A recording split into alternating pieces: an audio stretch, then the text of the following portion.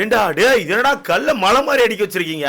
அப்போ ஒருத்தர் சண்டை போடலையாடா ப்ரோ? எனக்கு என்னமோ ஒன்று சண்டை போடல ப்ரோ. எனக்கு என்னமோ இந்த கன்வேர் பெல்ட்டு போயிட்டு அண்ணாச்சிங்க பார்த்துக்கோங்க, நேற்று நல்லா சண்டை வந்துட்டு அண்ணாமணிக்கு சண்டை போட வேண்டாம், நம்ம எல்லாம் பேசி வச்சு எடுத்துக்கலாம், நீங்கள் ஒரு கல் எடுத்துக்கோங்க அண்ணாச்சி, அண்ணாச்சி நீங்கள் ஒரு கல் எடுத்துக்கோங்க, அண்ணாச்சி நான் ஒரு கல் எடுத்துக்கோ அப்படின்ன மாதிரி எனக்கு என்னமோ பேசி வச்சு கல்லை பறக்கிட்டோம்னு தோணுது. ஏன்னா அந்த பக்கம் எட்டி பார்த்தா ஜெஃப்ரிக்கான கோட்டை இங்கே வச்சிருக்கான், இந்த பக்கம் பார்த்தா ஜாக்லின் இவ்வளோ பெருசாக கோட்டை எழுப்பி வச்சிருக்காங்க, இந்த பக்கம் பார்த்தா முத்துக்குமரன் எழுப்பி வச்சிருக்காங்க. அங்கிட்டு ஒரே ஒரு கோட்டை தான் சுத்தமாக இந்திக்கவே இல்லை, அதான் நம்ம விஜய் விஷாலுக்கான கோட்டை. இங்கே இன்னொரு டீம் சேஞ்ச் ஆகி கண்டிப்பாக கவனிச்சிருப்பீங்க. நம்ம மஞ்சரி இருக்காங்கல்ல, மஞ்சரி வந்து ஆக்சுவலாக இப்போ முத்துக்குமரன் டீம் வந்துட்டாங்க.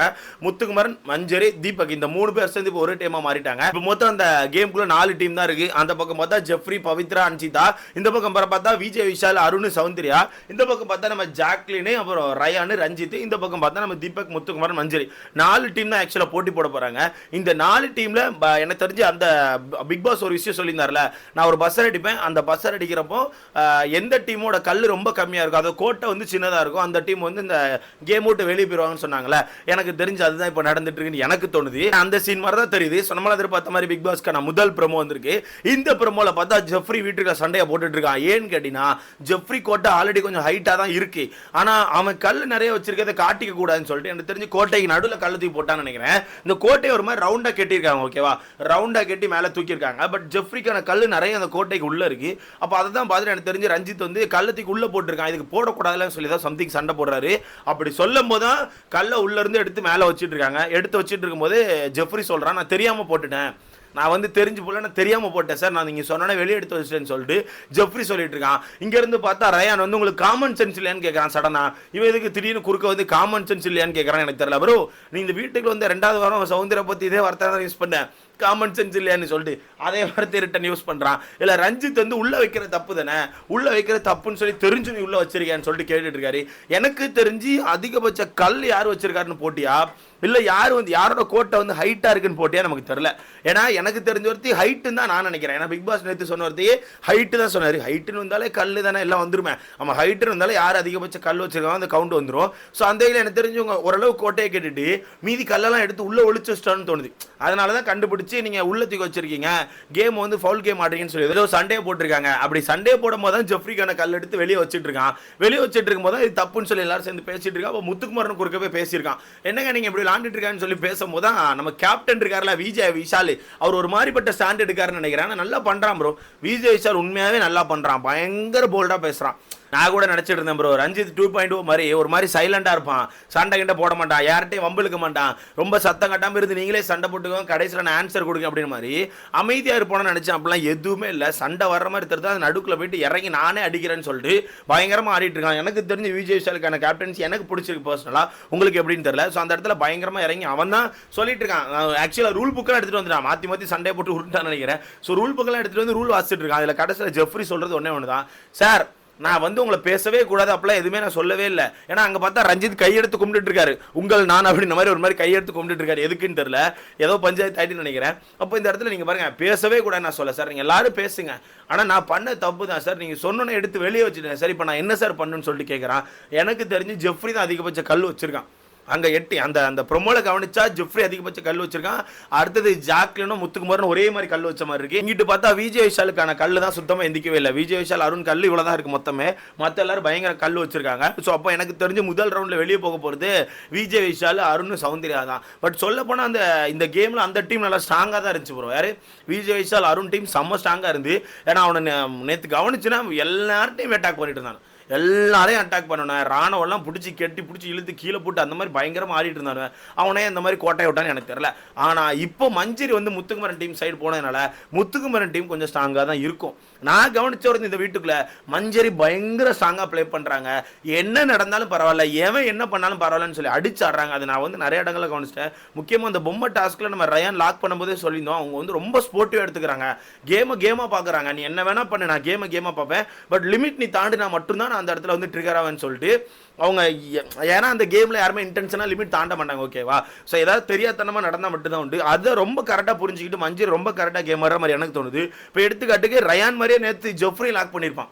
நல்லா கவனிச்சிங்களா? ரயான் மாதிரியே நேற்று ஜெஃப்ரியுமே மஞ்சளை லாக் பண்ணியிருப்பான். நான் கரெக்டாக கையை உள்ள வச்சு கைக்கு மேலே லாக் பண்ணியிருப்பான். சேம் அதே மாதிரி தான் ரயானும் லாக் பண்ணியிருப்பான். ரயான் பண்ண தப்பு என்னன்னா அந்த பொம்மையை உள்ளே கொண்டு போகும்போது வெளியே வச்சு ஒரு லாக் பண்ணியிருப்பாங்க. அந்த லாக் ஃபுல் அண்ட் ஃபுல் வயிறில் விழுந்துச்சு. அது மட்டும் தான் ரயான் மேலே ஒரு தப்பாக இருந்துச்சு. பார்த்தா நேற்று ஜெஃப்ரிலாம் பயங்கரமாக லாக் பண்ணால் எதையுமே கேர் பண்ணல. 4 பேர் 5 பேர் சேர்ந்து மொத்தமாக அட்டாக் பண்ண வரும்போது கூட கேர் பண்ணாமல் அந்த கல்லை காப்பாற்றணும்னு சொல்லி போராடினாங்க. அது மட்டும் இல்லாமல் ராணுவுக்கு சப்போர்ட்டாக நேற்று ஒரு குரல் கொடுத்தாங்க பாருங்க, அருணுக்கு ஆப்போசிட்ல. அருண் ராணுவ சும்மா நடந்து வரும்போது அடிக்க வரான் நான் அடிப்பேன்னு சொன்னாங்களா, அதுக்கு மஞ்சள் ஒரு குரல் கொடுத்தாங்க பாருங்க. அருண் மிரண்டிட்டான். அருண்கிட்ட சத்தமே வரலையா, பயங்கரமா கொடுத்தாங்க. அடிக்க வரான்னு பாத்தியா நீ, சும்மா வர்றதுக்கு முன்னாடி அடிக்கான்னு சொல்லி நீயே இது பண்ணான்னு சொல்லி அடிச்சாங்க தெரியுமா. மஞ்சரி ஒரு மாதிரிப்பட்ட ஆட்களா இருக்காங்க. எனக்கு தெரிஞ்சு இந்த வீட்டில் மஞ்சரியை ரொம்ப ஸ்ட்ராங்காக பார்க்குறேன். அடுத்த கட்டமாக அன்சிதா தான் பார்க்குறேன். அன்சிதா வந்து டாஸ்க்குனா ரொம்ப போல்டாக இறங்குறாங்க. நேற்றுலாம் நீங்கள் கவனிச்சினா அந்த கன்வேர் பெல்ட்டில் அந்த கல் எடுக்கிற எல்லாரும் பூரும்போது பார்த்தாங்க, எல்லாம் சுற்றி பாய்ஸ் தான் உள்ளே போய் அடித்து எடுத்துகிட்டு இருக்காங்க. எல்லாரையும் தள்ளி போட்டுட்டு அமுக்கி நெளிச்சு உள்ளே போயிட்டு கல் பிறகுறாங்க தெரியுமா. அதெல்லாம் வேற லெவல், சத்தியமாக சொல்கிறேங்க. அங்கே ஜெஃப்ரி கல் எடுக்கல, கல் எடுத்தது அன்சிதா தான் கல் எடுத்து இது பண்ணிட்டு இருந்தாங்க. கவனிச்சிங்கல்ல, அவ்வளோ கல் வந்ததுக்கான காரணம் அன்சிதா தான்.